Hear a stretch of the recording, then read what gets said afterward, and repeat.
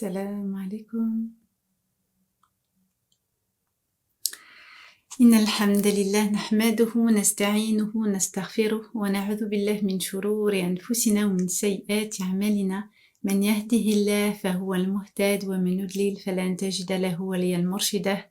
وأشهد أن لا إله إلا الله وحده لا شريك له وأشهد أن محمد عبده ورسوله. أما بعد، السلام عليكم ورحمة الله تعالى وبركاته. Salam alaikum à tous, vous qui êtes sur Facebook, salam alaikum à tous, vous qui êtes sur Instagram. Et je voulais m'excuser auprès de ceux qui me regardent sur Instagram. À chaque fois, ma fille, elle me dit, maman, les questions que vous posez sur Instagram, malheureusement, je n'arrive pas à les voir, puisque je suis en premier lieu sur Facebook. C'est pour ça que vos questions, je ne les vois pas. Donc, si vous avez des questions, pour ceux qui sont sur Instagram, vous pouvez venir me les poser en privé et je vous répondrai, Inch'Allah. Donc voilà, c'était juste pour rectifier un petit peu les choses, que vous ne pensiez pas que je ne lis pas ou que je ne veuille pas vous répondre. Voilà. Alors le hadith qudsi que je vais aborder aujourd'hui, c'est le jeûne m'appartient. Le prophète alayhi salatu wassalam, il nous dit, Allah subhanahu wa ta'ala a dit, le jeûne m'appartient et c'est moi qui le récompense. Mon serviteur laisse son plaisir, sa nourriture et sa boisson pour moi. Le jeûne est un refuge contre le feu. Le jeûneur aura deux joies. Une joie lorsqu'il rompra son jeûne et une joie lorsqu'il rencontrera son Seigneur. L'odeur qui sort de la bouche du jeûneur est plus agréable à Allah que l'odeur du musc. Ce hadith qudsi a été rapporté dans le Muwatta de l'imam Malik, dans le chapitre du jeûne. Et donc là, qu'est-ce que nous dit Allah subhanahu wa ta'ala? Il est en train de nous dire que le jeûne appartient à Allah subhanahu wa ta'ala. Ça veut dire que l'acte de jeûner est un acte qui est tellement honorable, qui est tellement unique et tellement grandiose que seul Allah subhanahu wa ta'ala va nous en récompenser. Alors, la récompense, quand Allah subhanahu wa ta'ala parle de récompense, que c'est lui qui va attribuer la récompense, ça veut dire que la récompense, elle est non calculable, qu'on ne peut pas la dénombrer et qu'elle est vraiment, vraiment énorme. Il faut comprendre que Allah subhanahu wa ta'ala, quand il s'adresse à nous, en termes de récompense, en termes, dans les termes où il nous accorde des bienfaits, où il va nous accorder sa récompense dans l'au-delà, il faut comprendre que l'intensité dépasse votre entendement. Pourquoi? Parce que nous avons des repères terrestres. Quand Allah subhanahu wa ta'ala s'adresse à nous, quand il nous parle de récompense, il va nous parler avec une compréhension humaine dans laquelle nous pouvons nous projeter. Et donc, de la même manière qu'Allah subhanahu wa ta'ala, il parle du paradis, il parle de l'enfer, il va les décrire l'un comme l'autre, il va les décrire avec une connaissance que nous pouvons avoir, nous pouvons nous imaginer la manière dont ça va être.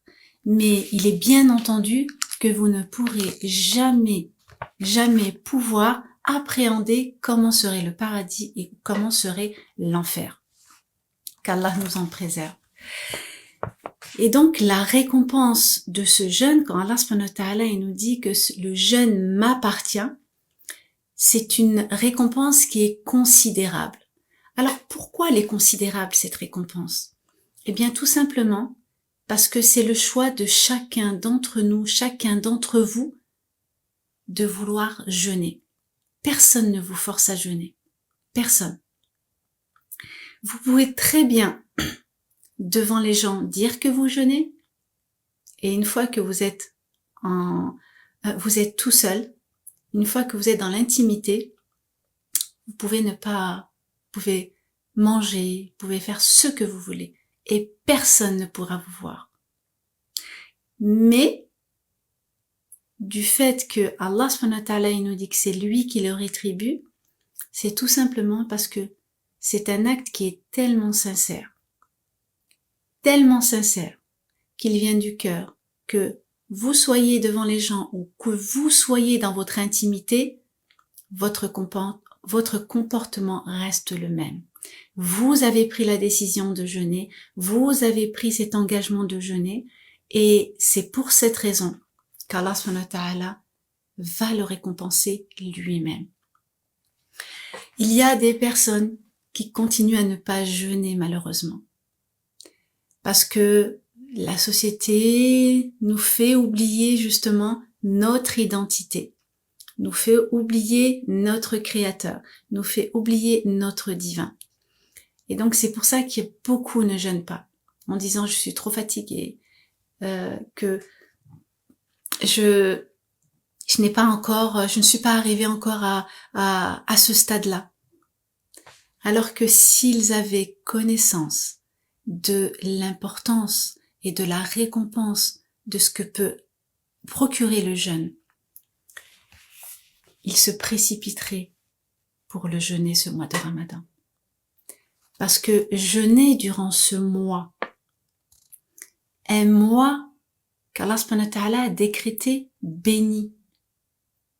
Allah subhanahu wa ta'ala, il a choisi le mois du Ramadan pour que ce soit durant ce mois que soit révélée sa parole divine. Et Allah subhanahu wa ta'ala, il a choisi ce mois pour faire descendre sa miséricorde, pour faire descendre son pardon, pour nous envelopper de cette sakina.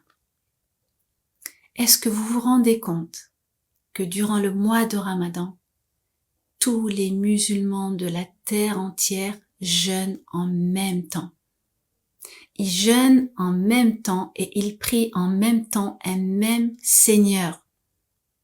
Ils font cet effort de se priver de nourriture, de se priver de plaisir et de se priver de boisson. Tout ça parce qu'ils cherchent l'agrément et la proximité d'Allah subhanahu wa ta'ala et son agrément et son acceptation. C'est la raison pour laquelle il y a des personnes qui boivent et qui arrêtent de boire durant le mois de Ramadan. Il y a des personnes qui commettaient des péchés avant le Ramadan et qui décident d'arrêter pendant le mois de Ramadan. Ces personnes-là, c'est pas qu'elles n'ont pas envie d'arrêter après le Ramadan, mais c'est qu'elles sont tellement prises dans leur addiction qu'elles ont du mal à en sortir.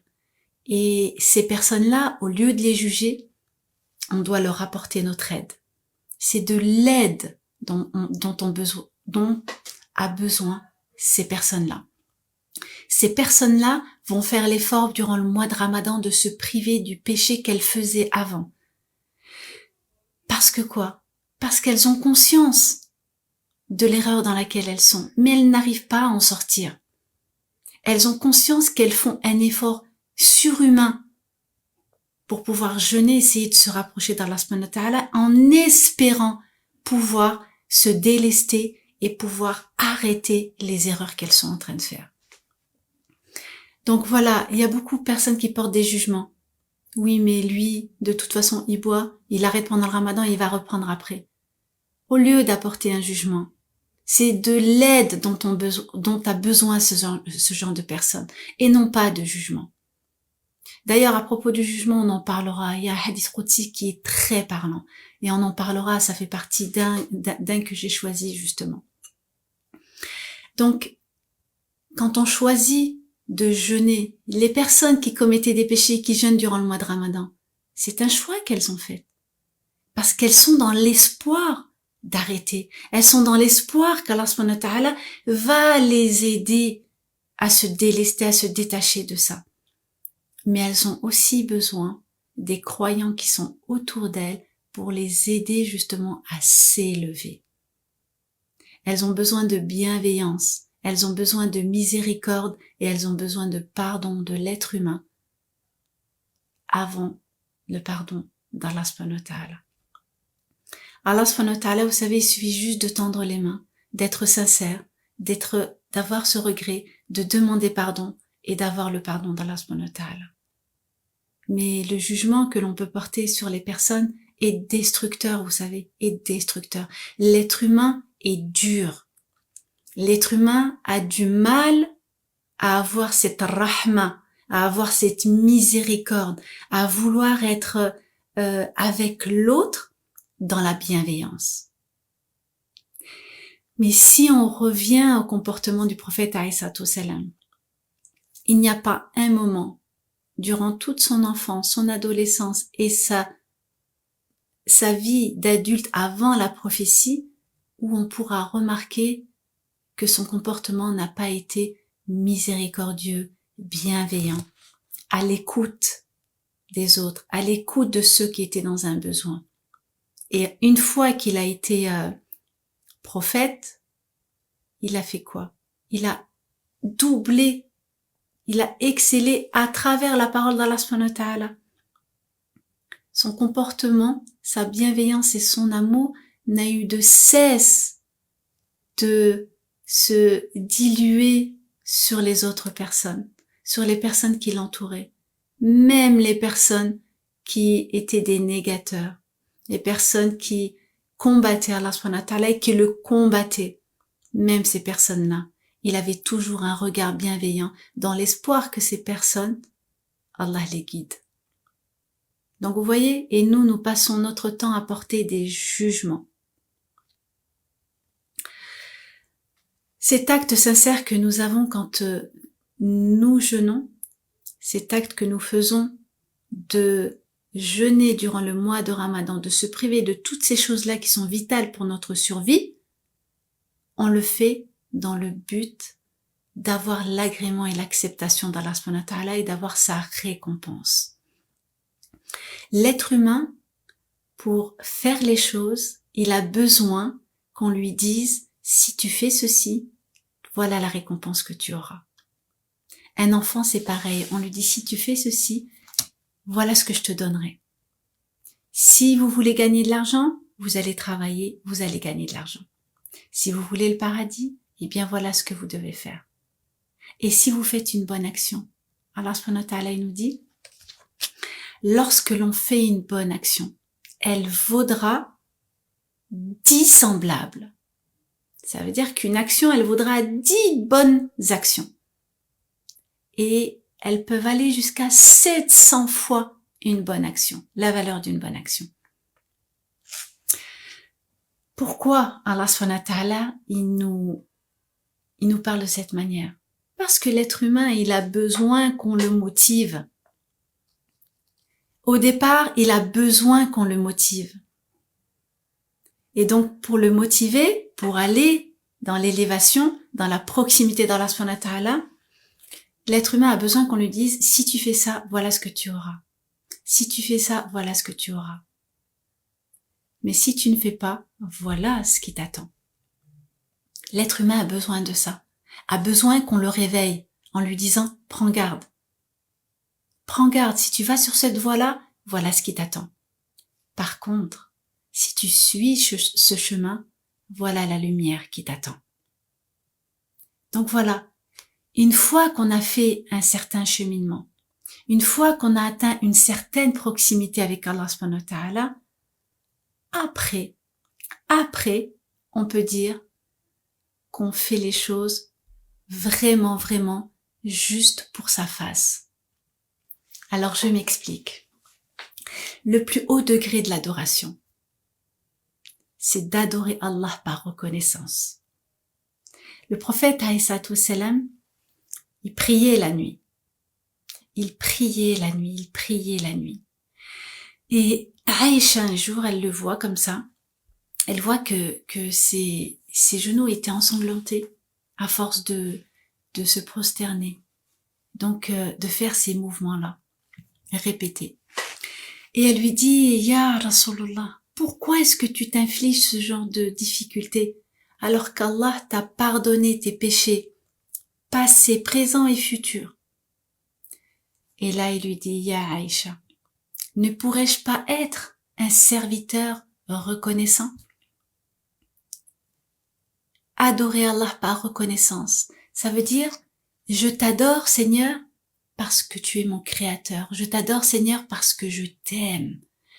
Je t'adore Seigneur, je te prie la nuit, je me lève, je sors de mon lit pour t'adorer parce que je t'aime, que j'aime ta proximité, j'aime être en ta compagnie. Et le fait d'avoir les pieds ensanglantés, ça ne me fait rien, parce que ce que tu me procures en ta présence dépasse tout entendement. La sérénité que je ressens, le bien-être que je ressens en ta compagnie, Seigneur, elle dépasse tout ce que l'on pourrait espérer. Voilà ce que c'est que adorer Allah par reconnaissance. Ce que faisait le prophète alayhi salam. Ça veut pas dire que pour nous c'est inaccessible. Ça veut dire que pour nous, nous devons y travailler. Et celui qui pense qu'il va atteindre le summum de son adoration, de sa proximité avec Allah subhanahu wa ta'ala, dans un laps de temps très court, se trompe. Vous savez, le cheminer vers Allah subhanahu wa ta'ala, c'est un chemin de toute une vie. Toute une vie de cheminement pour atteindre une proximité qui est la reconnaissance d'Allah subhanahu wa ta'ala. De l'adorer par reconnaissance. Parce que durant notre vie, nous allons être confrontés à différents états. Nous allons vivre différentes situations qui vont nous transformer, qui vont nous éduquer, qui vont faire de nous des personnes différentes, qui vont faire de nous des personnes qui vont comprendre les choses différemment. Et donc à partir de là, qui nous sommes à 20 ans, nous ne serons pas les mêmes personnes à 30 ans. Nous ne serons pas les mêmes personnes à 40 ans. Nous allons adorer Allah subhanahu wa ta'ala d'une intensité qui est différente, d'une sincérité qui est différente. La sincérité se construit. La proximité se construit. L'amour d'Allah subhanahu wa ta'ala se construit. Parce que nous allons monter, notre foi va descendre, nous allons commettre des erreurs, nous allons revenir à Allah subhanahu wa ta'ala, nous allons être purifiés, nous allons apprendre, et nous allons changer, et nous allons être meilleurs. Et c'est à travers nos erreurs, c'est à travers les erreurs que nous commettons, que nous allons comprendre que lorsque l'on fait un retour près d'Allah subhanahu wa ta'ala, nous nous construisons petit à petit, différemment et meilleur encore. C'est pour ça qu'Allah subhanahu wa ta'ala nous dit que vous êtes une communauté qui commettez des péchés et que si vous ne commettiez pas de péchés, ne commettiez pas d'erreurs, il vous supprimerait pour créer une communauté qui commettrait des péchés et qui reviendrait à Allah subhanahu wa ta'ala pour lui demander pardon. Donc l'erreur fait partie de l'être humain, fait partie de son ADN. Mais le plus important dans tout ça, c'est que lorsqu'on fait une erreur, c'est de prendre conscience qu'on vient de faire une erreur. Et de prendre conscience que, oui, j'ai fait une erreur, mais qu'est-ce que je fais maintenant? Eh bien, Allah subhanahu wa ta'ala, il te dit, reviens à moi. Tu reviens à moi et je te pardonne et j'efface tes péchés et je te les inscris comme étant une bonne action. Vous vous rendez compte? Allah subhanahu wa ta'ala ne cesse de déverser ses bienfaits sur nous. Et il nous demande en retour de se consacrer à son adoration. Et le jeûne du mois de Ramadan fait partie de cette adoration. Cette adoration qui arrive une seule fois dans l'année. Une seule fois dans l'année. Personne ne sait s'il sera vivant l'année d'après. Donc c'est vrai que ça va demander des efforts. C'est vrai qu'on va dormir peu.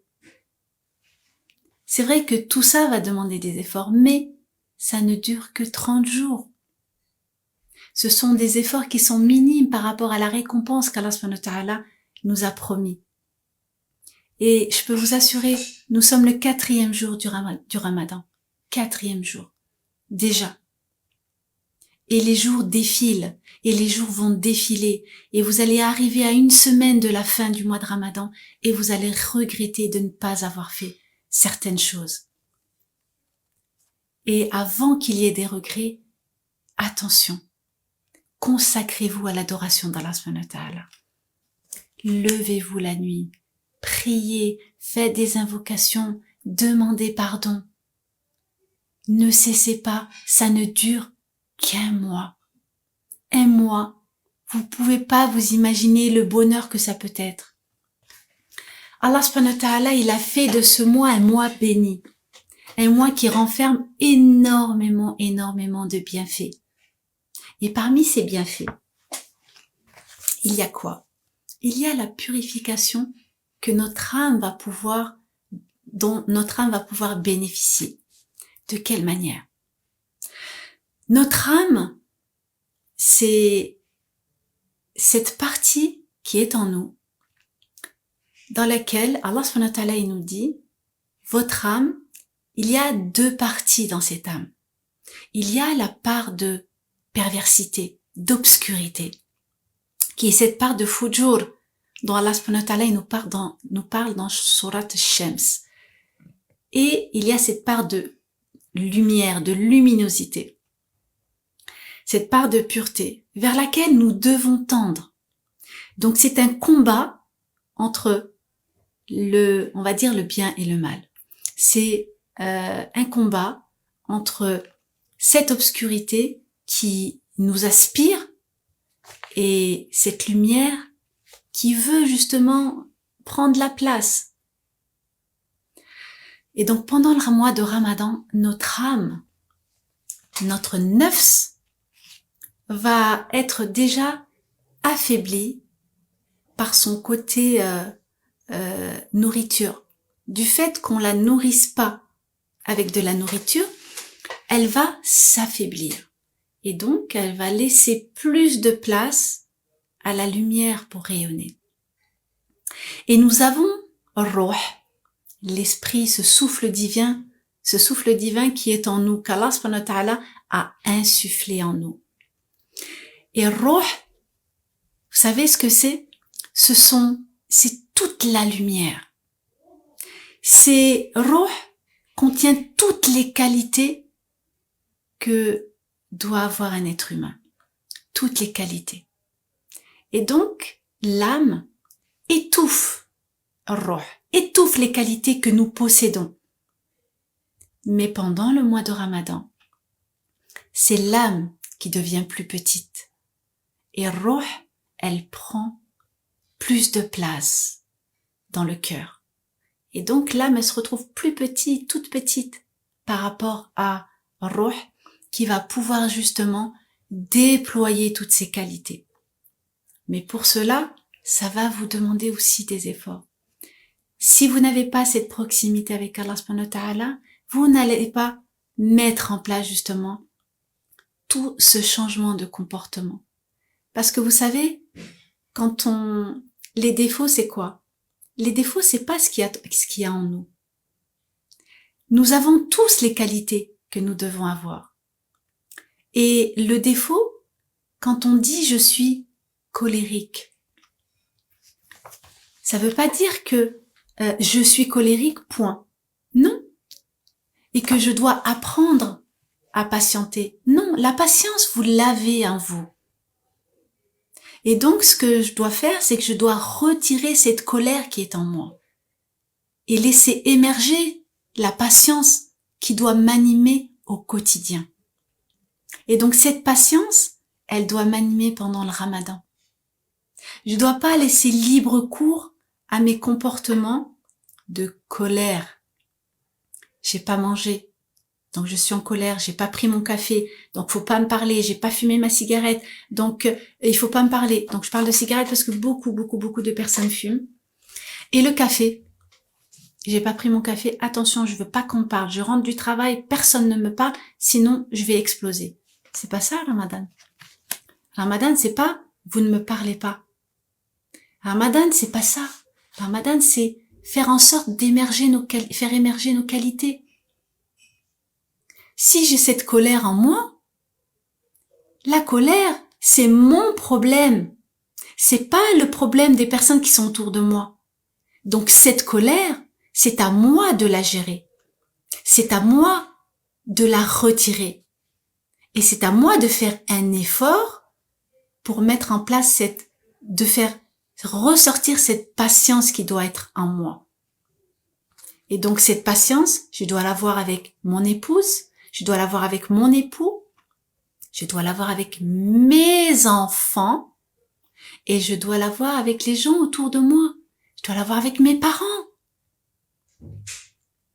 Mais on a tendance à laisser libre cours à tout ce qui est négatif. Mais ça, c'est vous qui faites rejaillir ce genre de comportement. Personne d'autre. Et vous êtes maître de vos comportements. Toujours. Et vous êtes responsable de vos comportements. Vous êtes responsable de votre colère. Vous êtes responsable de la manière dont vous allez vous adresser à ceux qui vous entourent. Jeûner, c'est se maîtriser. Jeûner, c'est maîtriser sa langue. C'est maîtriser son regard. C'est maîtriser ses pas. C'est se maîtriser entièrement. Si je suis capable de maîtriser le fait de me priver de manger et de boire, alors je maîtrise ma langue pour pas qu'elle dise de grossièreté, pour ne pas qu'elle insulte, pour ne pas qu'elle offense. Et ça, c'est très important. Le prophète alayhi salam, il nous dit combien de personnes qui ne retirent de leur jeûne que le fait de ne pas manger, de ne pas boire, que la faim et la soif. Est-ce que c'est ça le but du jeûne? Le but du jeûne, ça n'est pas de passer son temps à dormir pour laisser le temps passer. Le jeûne, c'est se réconcilier avec le temps. Nous avons un début et nous avons une fin. Et nous avons des temps bien déterminés. Et ces temps bien déterminés doivent nous faire prendre conscience que le temps, il est important. Que ce mois de Ramadan, il vient une fois dans l'année. Que nous sommes déjà à 4 jours de Ramadan. Et que le temps défile très vite. Et n'oublie pas, Allah a juré par le temps. Wallah asr. Il a juré par le temps que l'homme était en perdition. Est-ce que vous vous rendez compte? L'être humain, il est en perdition parce qu'il pense que le temps, il aura toujours du temps. Et quand il a du temps, il dit « je veux tuer le temps ». Comment est-ce qu'on peut dire « je vais tuer le temps » ? Je vais tuer le temps en dormant et me réveiller pour manger. Et ensuite vivre jusqu'à je ne sais pas quelle heure de la nuit. Ça n'est pas le jeûne du mois de Ramadan. Le jeûne du mois de Ramadan, c'est le mois où je dois faire des efforts. Et je suis sûre, vous qui me suivez là, je suis sûre et certaine que ce que vous êtes en train de jeûner, vous êtes en train de jeûner de manière facile. Le fait de ne pas ressentir la faim, de ne pas ressentir la soif, c'est pas parce que vous avez beaucoup mangé. Hein. Ça n'a rien à voir. C'est Allah subhanahu wa ta'ala qui vous permet de ne pas ressentir la faim et la soif. Pourquoi? Parce que vous êtes sincère dans votre démarche. Et Allah, il vous aide. Il vous aide justement à ne pas ressentir la faim et la soif pour que vous puissiez lui consacrer plus de temps dans la lecture du Coran, dans la prière. Ne vous alourdissez pas le soir. Ça ne sert à rien. Ça ne sert à rien de rattraper ce que vous n'avez pas mangé à midi. Ça ne sert à rien de remplir. Il y en a qui vont faire des magasins, qui vont aller faire ses courses alors qu'ils sont en train de jeûner. Parce que vous savez que quand on a faim, on a envie de tout acheter. On a envie de tout consommer.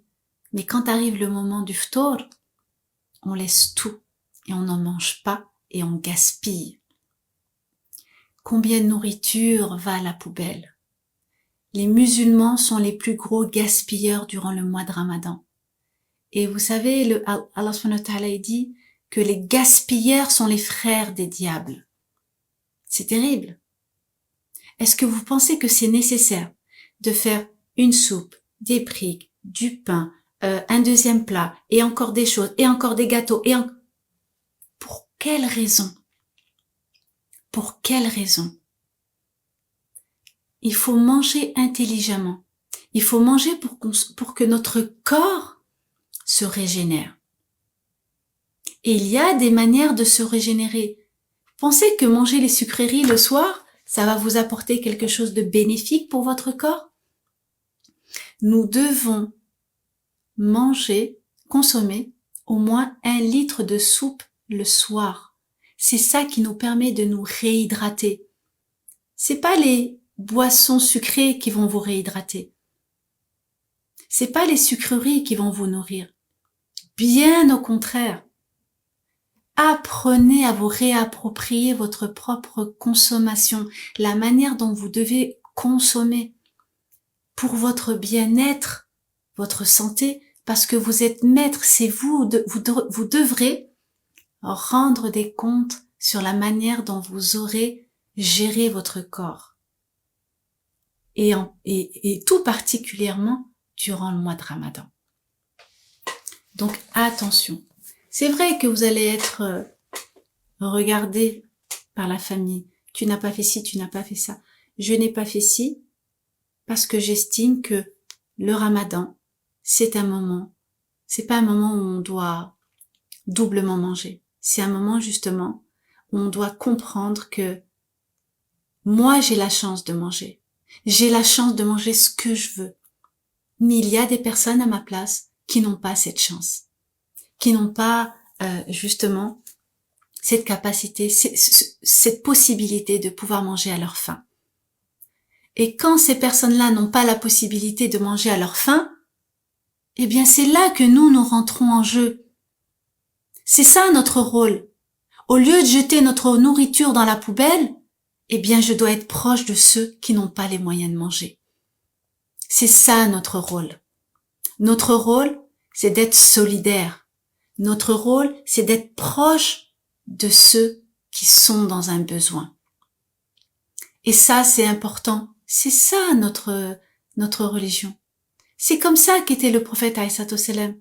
Et Allah subhanahu wa ta'ala, il n'a de cesse dans le Coran, quand vous le méditez, vous le lisez, on voit à chaque fois, Allah subhanahu wa ta'ala, il est proche des masakin.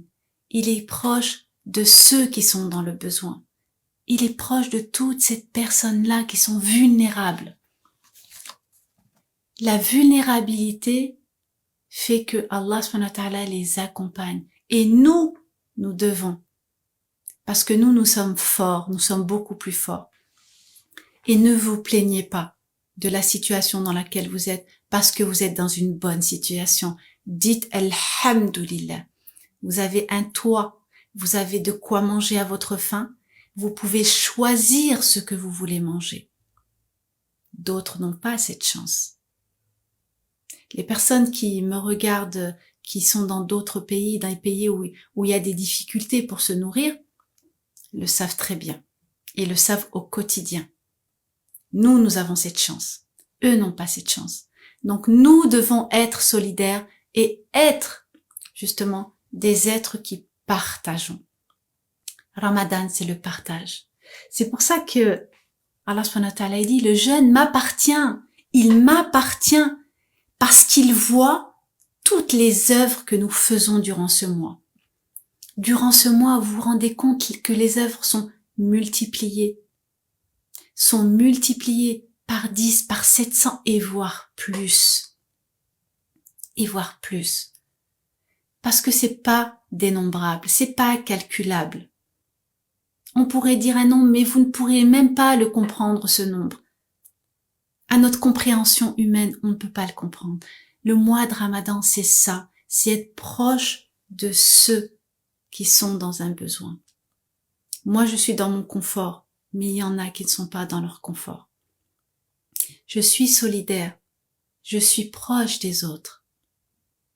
Et vous savez, la mosquée, elle est un point de départ, le point de départ de la communauté. Pourquoi? Parce que la mosquée, c'est le centre de tout.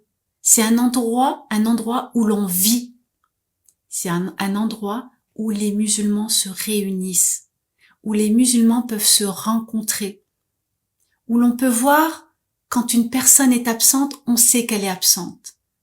Et donc on sait que il y a quelque chose qui ne va pas. Et donc on se renseigne, on demande. La mosquée, c'est un lieu où les musulmans peuvent partager des choses, où ils doivent partager des choses. On ne doit jamais s'éloigner des mosquées. Les mosquées, c'est un lieu sacré dans lequel on doit vivre. C'est un lieu de vie. C'est un lieu de connaissance, un lieu d'entraide. C'est un lieu où, entre nous, nous nous entreconnaissons, entre nos différentes cultures. La mosquée, on ne doit jamais la délaisser. Jamais. Donc, nous devons purifier notre âme durant ce mois de jeûne. C'est le but du Ramadan. Parce que quand on purifie cette âme-là, qu'on laisse la lumière justement prendre la place, à ce moment-là, oui, on a purifié notre âme et on a réussi notre jeûne. Parce que quand on purifie cette âme-là, notre comportement change automatiquement. Et le but de Ramadan, de ce jeûne, c'est de pouvoir nous transformer en des personnes qui sont meilleures. Et des personnes meilleures durant le Ramadan doivent continuer après le Ramadan. Même si elles tombent dans l'erreur, elles se ressaisissent et elles continuent le chemin de l'amélioration. C'est ça le but. Le but, c'est de s'améliorer, de faire des efforts, de faire ce que l'on peut pour devenir meilleur. C'est ça la transformation du mois de Ramadan et des jours après le mois de Ramadan. Ici, pendant le Ramadan, on apprend à changer. On apprend que il y a cette possibilité de changer et que l'on peut changer. Si on arrive à changer pendant le mois de Ramadan, alors on peut le faire durant toute l'année. Si on peut prier davantage et être beaucoup plus proche d'Allah subhanahu wa ta'ala pendant le Ramadan, alors on peut le faire aussi après Ramadan. Donc rien n'est impossible. Tout est de l'ordre de notre propre volonté. Le jeûne, Allah subhanahu wa ta'ala nous dit que c'est un refuge contre le feu de l'enfer. Alors ça veut dire quoi? Ça veut dire que c'est un voile qui va nous préserver des péchés. Parce que qu'est-ce qui nous mène en enfer? C'est soit la négation d'Allah subhanahu wa ta'ala, soit c'est l'associationnisme, soit c'est les péchés. Bien sûr, c'est des péchés, mais c'est vraiment de très graves péchés. Et le jeûne du mois de Ramadan, ça nous préserve justement. C'est un voile qui nous préserve des péchés. Parce qu'on est toujours dans cette transformation de vouloir être meilleur. Et le prophète alayhi salam, il nous dit aussi, le jeûne est un refuge tant qu'il ne le transgresse pas. Alors, oui, c'est un refuge, à la seule et unique condition que on transgresse pas. Ça veut dire quoi? Qu'on dit pas de grossièreté, qu'on n'offense pas les gens, qu'on ne polémique pas, qu'on n'ait pas cette méchanceté, cette colère vis-à-vis de ses proches et des gens qui nous entourent. Voilà comment c'est un refuge contre l'enfer. Qu'Allah nous préserve et nous accorde le meilleur ici-bas et dans l'au-delà, qu'il vous accorde le meilleur ici-bas et dans l'au-delà, qu'il accepte et qu'il agrée nos œuvres durant le mois